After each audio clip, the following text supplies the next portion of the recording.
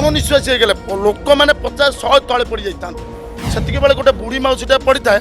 ସେ ବୁଢ଼ୀ ମାଉସୀଟାକୁ ତଥାପି ମୁଁ ସେ ବୁଢ଼ୀ ମାଉସୀଟା ଗୋଟେ ଛୋଟିଆ ପିଲାଟାକୁ ଧରିଥାଏ। ମୁଁ ନିଜେ ବୁଲି ପାରୁନଥାଏ, ତଥାପି ମୁଁ ନିଜେ ଜାଣି ଶୁଣି ପଡ଼ିଗଲି। ମୁଁ ଦେଖିବା କ'ଣ ହେଉଛି, ମାନେ ମୁଁ ଏଇ ଟାଇପ୍ର ପଡ଼ିଥାଏ, ଏଇ ଟାଇପ୍ର ଥାଏ। ମୋ ଉପରେ ପଡ଼ିଥାଏ। ଧୀରେ ଧୀରେ ମୁଁ ବୁଲିକି ସେ ବୁଢ଼ୀ ମାଉସୀ ଯେତେବେଳେ ଉଠେଇଲେ ତା ଲୁଗାଟା ବି ନଥାଏ। ମାନେ ଆଉ କାଲି ଏ ପରିସ୍ଥିତି ହେଲା, ମୁଁ ଖାଲି ପ୍ରଭୁଙ୍କୁ ଡାକୁଥାଏ, ପ୍ରଭୁ ବଞ୍ଚାଅ, ଜୟ ଜଗନ୍ନାଥ, ଜୟ ଜଗନ୍ନାଥ। ହଠାତ୍ ବିଶ୍ୱାସ କରିବା 400 ମିଟର ଖଣ୍ଡେ ଅଛି, ଏତେ ମାତ୍ରାରେ ଗୋଟେ ଝଟକା ଭଳିଆ ଆସିଲା। ଆପଣ ବିଶ୍ୱାସ କରିବେ, ମାନେ ସମସ୍ତ ଆମେ ଏମିତି ଆଗୁଆ ଅଛୁ, ଆମେ ଏମିତିଆ ରହିଗଲୁ। ହଜାର ଦୂରରୁ ହଜାର ଭକ୍ତ ଭାବନ୍ତି ଆମେ ଯାହା ମାଗୁଛୁ ପ୍ରଭୁ ଟାହିଆରେ ହଁ କରୁଛନ୍ତି କି? ସେ ହଁଟି କାଲି ସମସ୍ତଙ୍କୁ ଦେଖାଯାଉନଥିଲା। ରଥରେ ଯେତେବେଳେ ପ୍ରଭୁ ଆସିଛନ୍ତି, ତ୍ରେତୟାରେ ଆସିଲେ, ରାବଣ ରହିଲା ନାହିଁ। ଦ୍ୱାପରରେ ଆସିଲେ, ମହାଭାରତ କଲେ। କ'ଣ କଳିଯୁଗ ଆରମ୍ଭ ହେଇଯିବ କି? ଟାହିଆ ଥାଏ ପ୍ରଭୁଙ୍କର ଭକ୍ତିର ସଂକେତ। ଆପଣ ତାକୁ ସାଧାରଣ ଅଳଙ୍କାର ଭାବିବେନି।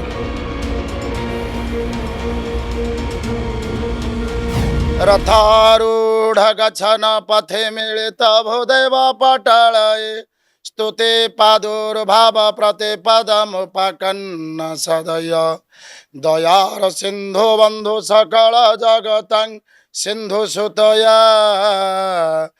ଜଗନ୍ନାଥ ସ୍ୱାମୀ ନୟନ ପଥଗାମୀ ଭବ ତୁମେ। ଆପଣଙ୍କର ପ୍ରଶ୍ନର ଉତ୍ତର ଦେବାକୁ ମୋ ପାଖେ ଶକ୍ତି ମଧ୍ୟ ଆସୁନି, ଭକ୍ତି ମଧ୍ୟ କମି ଯାଉଛି। କାରଣ ଟାହିଆ ଥାଏ ପ୍ରଭୁଙ୍କର ଭକ୍ତିର ସଂକେତ। ଆପଣ ତାକୁ ସାଧାରଣ ଅଳଙ୍କାର ଭାବିବେନି।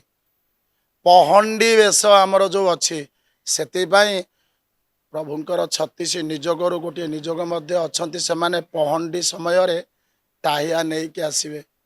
ସତରେ ପ୍ରଭୁଙ୍କର ସେଇ ବେଶଟି ଆମେ କେତେବେଳେ ବର୍ଷକ ସାରା ଦେଖିପାରୁନଥାଉ। ଆଜି ବଡ଼ଦାଣ୍ଡକୁ ଛୁଟି ଯାଉଛୁ କାହିଁକି ଆଜ୍ଞା କୁହନ୍ତୁ?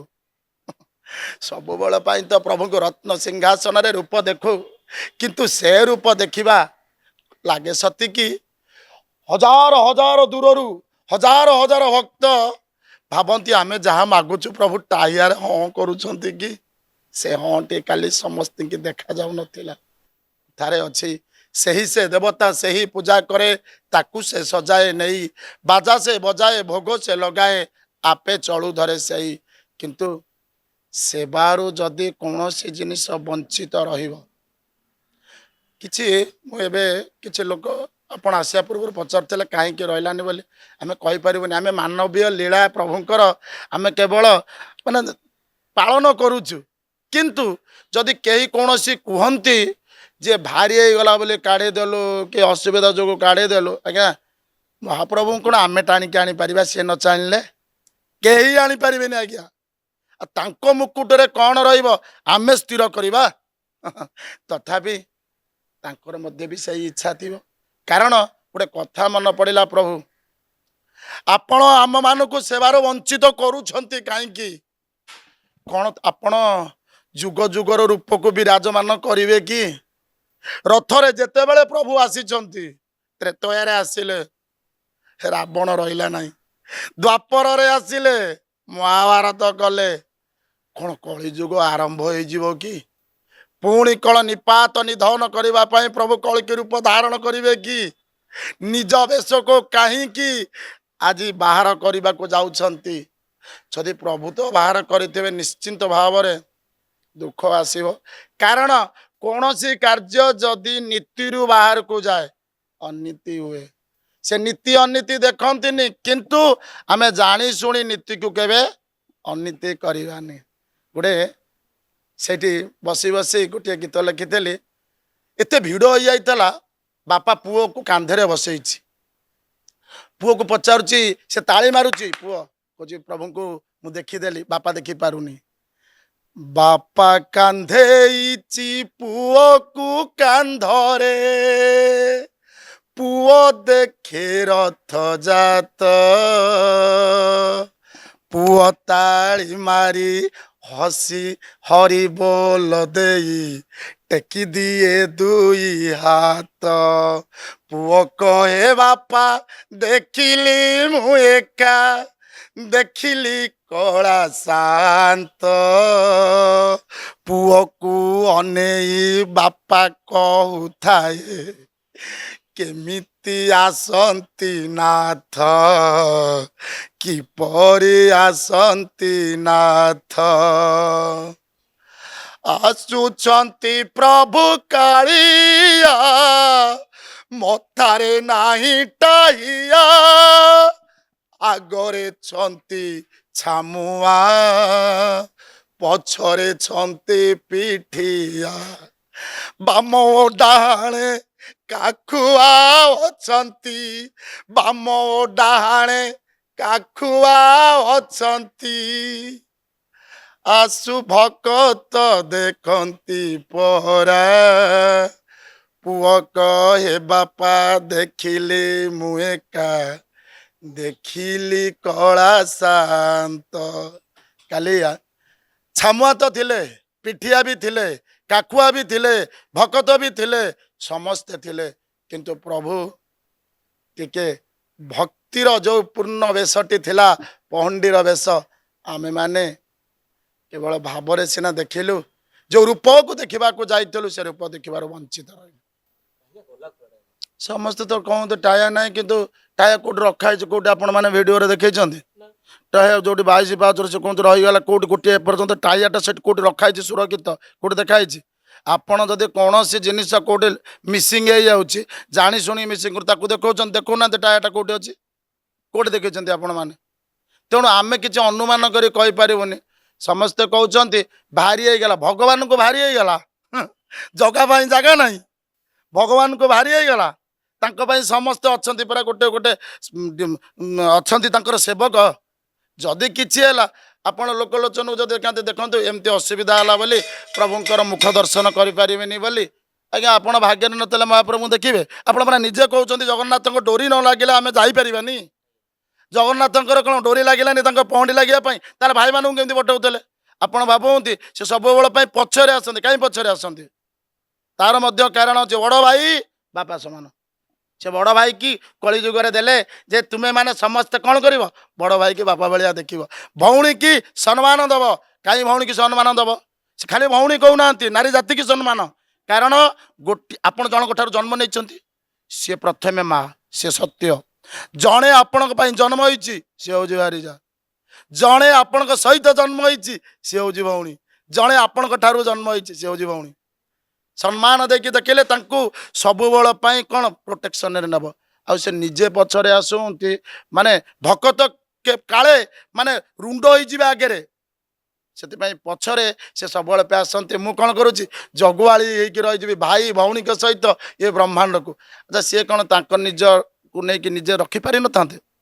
କିନ୍ତୁ ଆମର କ'ଣ ଦାୟିତ୍ୱ? ଏତେ ଦର୍ଶକ ଯାଇଥିବ, ଯଦି ସମସ୍ତେ ଚାହିଁଥାନ୍ତେ କ'ଣ ସେଠି ପ୍ରଶାସନ ଚାହିଁଥିଲେ ରଖିପାରିନଥାନ୍ତେ? କେତେ ସମୟର କଥା କହିଲେ, 2 ଘଣ୍ଟାର ତ ସମୟ, ପଣ୍ଡି କ'ଣ ରହିପାରିନଥାନ୍ତା? ଆଜ୍ଞା ଆମର ଏଇଠି ଦେବୀ ଯାଉଛନ୍ତି, ଦେବୀଙ୍କର ଯୋଉ ପଛରେ ଯୋଉ ଲାଗୁଛି ଆମ ଟାହିଆ ପରି ତୋରଣ ଯୋଉ ଲାଗୁଛି, ଇଏ ତୋରଣ ନୁହେଁ ଆଜ୍ଞା, ଇଏ ହଉଛି ଭକ୍ତିର ସଂକେତ, ପହଣ୍ଡିର ସଂକେତ, ପହଣ୍ଡି ବେଶର ସଂକେତ। କିନ୍ତୁ ପ୍ରଭୁଙ୍କର କାହିଁକି ହେଲାନି ସେଟା ବଡ଼ ମାନେ ମାନେ ବଡ଼ ବିପଦ ଲାଗୁଛି ଆଜ୍ଞା। ଚିନ୍ତା କଲେ ବହୁତ ବିପଦ ଲାଗୁଛି। ଏତିକି ପ୍ରାର୍ଥନା କରିବି ପ୍ରଭୁଙ୍କ ପାଖରେ, ପ୍ରଭୁ ମାନବୀୟ ଲୀଳା ଆପଣ କରୁଛନ୍ତି, ମାନବକୁ ଦୁର୍ଲଭ ଜନ୍ମ ଦିବ୍ୟ ଜ୍ଞାନ ଦେଇଛନ୍ତି, ସଂହାର ମନୋବୃତ୍ତି ରଖନ୍ତୁନି। କାରଣ ନିଜେ ଆପଣ ଶପଥ ନେଇଛନ୍ତି, ମୁଁ କୁ ମାରିବା ପାଇଁ ଆପଣ ନିଶ୍ଚିତ ଭାବରେ କିଛି ନା କିଛି ତିଆରି କରନ୍ତି। କିନ୍ତୁ ଏଇଟା ସଂହାର ଭଳିଆ ଲାଗୁଛି, କାରଣ ଏଇଟା ଗୋଟେ ମନ୍ଦିର ନୁହେଁ ଆଜ୍ଞା, ଏ ଧାମ। ଧାମରେ ଯଦି ଏଇଭଳି ଘଟଣା ଘଟିବ କିଛି କହିପାରିବାନି ଆଜ୍ଞା। ଆଉ ଯଦି ଯିଏ ଭୁଲ କରିଥିବେ ତାଙ୍କ ତରଫରୁ କୌଣସି ତେବେ ଆପଣ ଜାଣିଥିବେ ଭଗବାନ କାହାର ଗର୍ବ ସହିନାହାନ୍ତି, ଗର୍ଭଗଞ୍ଜନ ହରି। ତେଣୁ ଏ କଥା ଆଉ କ'ଣ କହିବି, କ୍ଷମା ଚାହୁଁଛି। ଯଦି କୌଣସି ଦର୍ଶକ ଆଉ ଜଗନ୍ନାଥ ସଂସ୍କୃତିର ଲୋକମାନେ ମନ ଦୁଃଖ କରନ୍ତୁନି। ଭଗବାନ ଅଛନ୍ତି, ଭଗବାନ ରହିବେ, ଭଗବାନ ଆମ ପାଖକୁ ଆସୁଛନ୍ତି, ଆସିବେ। ହୃଦୟରେ ରଖ, ହୃଦୟରେ ଜପ। ଯଦି କିଛି ଏମିତି ଅଘଟଣ ଘଟିଛି, ପ୍ରଭୁ ତାର ନିଶ୍ଚିନ୍ତ ବିଚାର କରିବେ। ଏଥିପାଇଁ କେହି ଦାୟୀ ନାହାନ୍ତି। ଯିଏ ଏ ଜିନିଷଟି କରିଛନ୍ତି କିମ୍ବା ପ୍ରାକୃତିକ ବିପର୍ଯ୍ୟୟ କାରଣରୁ ହେଇପାରିଥାଏ। ସେ ସବୁ ଭଗବାନଙ୍କର ନିର୍ଦ୍ଦେଶ। କରି କରାଇବା ଯାହାର ଏକମାତ୍ର କରମ, ତାଙ୍କ ବିନା ଏଇ ଜଗତେ କିଛି ନାହିଁ ଟିଆମ। ଯେ ଜାଣି ଶୁଣିକି ଏ ଜିନିଷଟା ଯଦି କେହି କରିଥିବେ, ଆପଣ ଖୁବ୍ କମ୍ ଦିନରେ ତାର ଉତ୍ତର ପାଇଯିବେ। ଉତ୍ତର ପାଇଯିବେ ଆଜ୍ଞା। କାରଣ ଏ ଜଗତବାସୀ ହିଁ ତାଙ୍କୁ ଭରସାର ପ୍ରଭୁ ରଖିଛନ୍ତି। ଶରଣ ଆଜ୍ଞା, ମୋର ନିଜର ଅନୁଭୂତି ହେଉଛି ବଡ଼ଦାଣ୍ଡରୁ ଭଜନ କରି କରି କରି କରି କରି ଯାଉଥାଏ। ହରିବୋଲ ହରିବୋଲ ହରିବୋଲ ରେ, ଦୁଇ ହାତ ଟେକି ଡାକି ମାଡି ଚାଲ ରେ, କଣ୍ଠେ ଦିଅ ହୁଳ ହୁଳି ବାଜୁ ଘଣ୍ଟ କର ତାଳି, କଣ୍ଠେ ଦିଅ ହୁଳ ହୁଳି ବାଜୁ ଘଣ୍ଟ କର ତାଳି, ନାଚି ନାଚି ଗାଇ ଗାଇ ଢଳି ଢଳି ରେ, ଆଜି ଆମ ଜଗା ଭାଇ ରଥ ଯାତ୍ରାରେ, ଦେଖ ଦେଖ ନନ୍ଦୀ ଘୋଷ ଆସି ଗଲାରେ, ଧୀରେ ଧୀରେ ଦୁଇ ଆଖି ଦେଖା ଗଲାରେ, ଦେଖିନଥିଲି ନେତ୍ରରେ ଦୁଇ ଆଖି ଏକା ଥରେ, ଦେଖିନଥିଲି ନେତ୍ରରେ ଦୁଇ ଆଖି ଏକା ଥରେ, ଯାହା ଦେଖିନଥିଲି ମୁଁ ନୀଳ କନ୍ଦରେ, ତାହା ପାଇଗଲି ମୁହିଁ ବଡ଼ ଦାଣ୍ଡରେ। ହରିବୋଲ ହରିବୋଲ ହରିବୋଲ ରେ, ଦୁଇ ହାତ ଟେକି ଡାକି ମାଡି ଚାଲ ରେ। ଏ ଗୀତଟି ଲେଖିଥିଲି ପ୍ରଭୁଙ୍କ ପାଇଁ। ଗୀତ ବୋଲି ବୋଲି ଯାଉଛି ଆଜ୍ଞା, ହଠାତ୍ ଅଳ୍ପ ବାଟ ଅଛି, ଆମେ ବହୁତ ଆଉ ଅଳ୍ପ ବାଟ ଅଛି ପ୍ରଭୁଙ୍କ ପାଖରେ, ଆପଣ ସମସ୍ତେ ଆଗୁଆ ଆଗୁଆ ଆଗୁଆ ଆଗୁଆ ଆମେ ସବୁ ଚାଲିଥାଉ। ଆଉ ଗୋଟେ ଗୀତଟେ ମନେ ପଡ଼ିଲା ଯେ ଏଇ ଗୀତଟା, ଯେ ସେ ଗୀତଟା ବୋଲିଲା ବେଳେ ତ ଗୋଟେ ଅଘଟଣ ଆରମ୍ଭ ହେଇ, ଅଘଟଣ ମାନେ ଆମେ ମାନେ ଆଉ ନିଜେ ଭାବିଲି ମୁଁ ମାନେ ଆଉ କାଲି ଏ ପରିସ୍ଥିତି ହେଲା, ମୁଁ ଖାଲି ପ୍ରଭୁଙ୍କୁ ଡାକୁଥାଏ, ପ୍ରଭୁ ବଞ୍ଚାଅ, ଜୟ ଜଗନ୍ନାଥ ଜୟ ଜଗନ୍ନାଥ। ହଠାତ୍ ଆମେ ପହଞ୍ଚି ଯାଇଛୁ, ଗୋଟେ ଜଣେ ବୁଢ଼ୀ ମାଉସୀ କହିଲେ ମୋତେ, ବାବା ଆଉ ଗୋଟେ ଗୀତ କ'ଣ ବୋଲୁନାହାନ୍ତି। ମୁଁ ସେ ଗୀତଟି ବୋଲୁଥାଏ ଯେ, ଆଜି ଆସୁଛି କାଳିଆ ରାଜା ରେ ବଜାରେ ବଜା, ଆଜି ଦୁଲୁକୁଚି ବଡ଼ ଦାଣ୍ଡରେ ବଜାରେ ବଜା, ଆଜି ଆସୁଛି କାଳିଆ ରାଜା ରେ ବଜାରେ ବଜା, ଆଜି ଦୁଲୁକୁଚି ବଡ଼ ଦାଣ୍ଡରେ ବଜାରେ ବଜା, ହରିବୋଲ ଦେଇ ହାତ ଟେକି ଦେ ଭଗତେ, ହୁଳହୁଳି ଦେଇ ହାତ ଟେକି ଦେ, କିଛି ନୁହଁ ମୋର ତୁଣ୍ଡେ କହିଦେ, ଭଗତେ ଜୟ ଜଗନ୍ନାଥ ମୁଖେ ଗାଇଦେ, ଆଜି କୁଣ୍ଢେଇବ ଆମ ଜଗାରେ, ଆଜି ଆସୁଛି କାଳିଆ ରାଜାରେ ବଜାରେ ବଜା, ଆଜି ଦୁଲୁକୁଚି ବଡ଼ ଦାଣ୍ଡରେ ବଜାରେ ବଜା। ଏମିତି ହେଇକି ଆମେ ପୁରା ବିଭୋର ହେଇକି ଯାଉଛୁ। ସ୍ପେସ୍ ଥାଏ, ଏତିକି ନା ସ୍ପେସ୍ ଥାଏ, ମୁଁ ବଜେଇ ପାରୁଥାଏ, ମୋର ବାଜା ବଜେଉଥାଏ, ଯାଉଥାଏ। ହଠାତ୍ ବିଶ୍ୱାସ କରିବା, ଆଉ 400 ମିଟର ଖଣ୍ଡେ ଅଛି, ଏତେ ମାତ୍ରାରେ ଗୋଟେ କ'ଣ ଗୋଟେ ଝଟକା ଭଳିଆ ଆସିଲା। ଆପଣ ବିଶ୍ୱାସ କରିବେ, ମାନେ ସମସ୍ତେ ଆମେ ଏମିତି ଆଗୁଆ ଅଛୁ, ଆମେ ଏମିତିଆ ରହିଗଲୁ। ମୋ ଆଗ ଲୋକର ବେକଟା ମୁଣ୍ଡଟା ରହିଥାଏ ଏଇ ବେକରେ, ଆଉ ଏମିତି ଆଉ ଏମିତି ଏମିତି ଏମିତି ହେଇକି ନଇଁଗଲୁ। ନଇଁଗଲା ପରେ ଧୀରେ ଧୀରେ ଧୀରେ ଧୀରେ କିଛି ଲୋକ ପଡ଼ିଗଲେ, କିଛି ଲୋକ ପଡ଼ିଗଲେ। ତଥାପି ଏମିତି ଧୀରେ ଧୀରେ ଧୀରେ ଧୀରେ ଧୀରେ ତଳେଲୁ ଅଣନିଶ୍ୱାସୀ ହେଇଗଲେ ଲୋକମାନେ, 50 100 ତଳେ ପଡ଼ିଯାଇଥାନ୍ତି। ମାନେ ମୁଁ ନିଜେ ପ୍ରତ୍ୟକ୍ଷଦର୍ଶୀ, ମୁଁ ନିଜେ ଦେଖୁଥାଏ। ସେତିକି ବେଳେ ଗୋଟେ ବୁଢ଼ୀ ମାଉସୀଟା ପଡ଼ିଥାଏ। ସେ ବୁଢ଼ୀ ମାଉସୀଟାକୁ, ତଥାପି ମୁଁ ସେ ବୁଢ଼ୀ ମାଉସୀଟା ଗୋଟେ ଛୋଟିଆ ପିଲାଟାକୁ ଧରିଥାଏ। ମୁଁ ତାକୁ ଯେପଟେ ଦେଖିଦେଲି, ମୁଁ ନିଜେ ବୁଲି ପାରୁନଥାଏ, ତଥାପି ମୁଁ ନିଜେ ଜାଣି ଶୁଣି ପଡ଼ିଗଲି। ମୁଁ କହିଲି ଦେଖିବା କ'ଣ ହେଉଛି ଆଉ। ଏମିତି ଯେତେବେଳେ ଧାଇଁକିରି ପଡ଼ିଗଲି, ତାଙ୍କୁ ରକ୍ଷା କରିବି ମୁଁ ପଡ଼ିଗଲି। ପଡ଼ିଗଲା ପରେ ମୋ ହାତଟାକୁ ରଖିକି, ମୋ ବାଜା ସେପଟେ ରଖିକି ତାଙ୍କୁ ରଖିଲି। ସିଏ ଯେତେବେଳେ ତାଙ୍କୁ ଧୀରେ ଧୀରେ କୋଉଟା ଉଠେଇଥାନ୍ତି, ଆପଣ ବିଶ୍ୱାସ କର ମୋ ଉପରେ ଲୋକ ପଡ଼ିଥାନ୍ତି। ମୁଁ ନିଜେ ଭାବୁଥାଏ, ପ୍ରଭୁ ଆଜି ଏ କି ପରୀକ୍ଷାର ସମୟ ପକାଇ ଦେଇଛ ଆସିକି, ଆଜି ଏତେ ଭକ୍ତ, ମାନେ ମୁଁ ଚିନ୍ତା କରିପାରୁନି କେତେ ଲୋକ କାଲି ଯାଇନଥାନ୍ତୁ ପ୍ରଭୁ। କିନ୍ତୁ ଯଦି ମୁଁ କଳନା କରିବି, 200 ନୁହଁ, 250 ନୁହଁ, 300 ଉପରେ ଆଜ୍ଞା। ଆପଣ ବିଶ୍ୱାସ କରିବେ, ସେଠି ପିଲାମାନେ ଡାକୁଥାନ୍ତି ପ୍ରଭୁ, ମା ବାପା ଏମିତି ହଉଥାନ୍ତି, ମାନେ ଚିତ୍କାର, ମାନେ ମତେ ଲାଗୁଥାଏ ଏଇଟା ଶେଷ ଶବ୍ଦ ତାଙ୍କର। ତଥାପି ଚେଷ୍ଟା କରିକି 2-3 ଜଣ ପିଲାଙ୍କୁ ଆଉ ସ୍ତ୍ରୀ ଲୋକ, ମୋର ଆଜ୍ଞା ମାଳି ଛିଣ୍ଡିଗଲା ଆଜ୍ଞା। ଏର ସବୁ ମାନେ ଆପଣ ବିଶ୍ୱାସ କରନ୍ତୁ, ମାନେ ମୁଁ ଏଇ ଟାଇପ୍ର ପଡ଼ିଥାଏ, ଏଇ ଟାଇପ୍ର ଥାଏ, ମୋ ଉପରେ ପଡ଼ିଥାଏ। ଧୀରେ ଧୀରେ ମୁଁ ବୁଲିକି ସେ ବୁଢ଼ୀ ମାଉସୀ, ସେ ବୁଢ଼ୀ ମାଉସୀ ଯେତେବେଳେ ଉଠେଇଲେ, ତା ଲୁଗାଟା ବି ନଥାଏ ବଡ଼ଦାଣ୍ଡ ଅଳ୍ପ ବାଟରେ। ତଥାପି ଆମେ ଚେଷ୍ଟା କରିକି ମାନେ ମୁଁ କେତେ ଲୋକଙ୍କୁ, ସେଠି 2ଟା ପିଲା, ଗୋଟେ ପିଲା, ସ୍ତ୍ରୀ ଲୋକ, ବେଶୀ ବେଶୀ ହଇରାଣ ହେଇଯାଇଛି ବଙ୍ଗାଳୀ ଲୋକ।